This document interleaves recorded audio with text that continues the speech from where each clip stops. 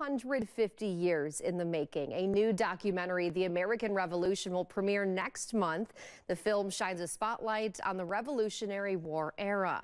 As the United States approaches its 250th anniversary of the signing of the Declaration of Independence, PBS Wisconsin and other community partners like the Wisconsin Historical Society hosted an exclusive preview of the all-new documentary series directed by Ken Burns, among others.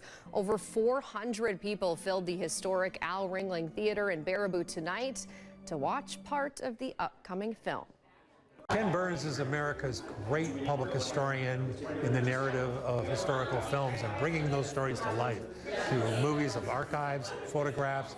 Now he's doing live action. To have his film premiere here for Wisconsin in one of the greatest movie palaces in the United States, it's quite an achievement. The American Revolution is a 6-part, 12-hour documentary series that will premiere on Sunday, November 16th at 7 p.m. on PBS. This is airing as a part of our We the People series. Join us here at WMTV to celebrate America's 250th birthday. If you haven't been watching our stories, you can go to our website and click on the We the People tab at the top. Ken Burns is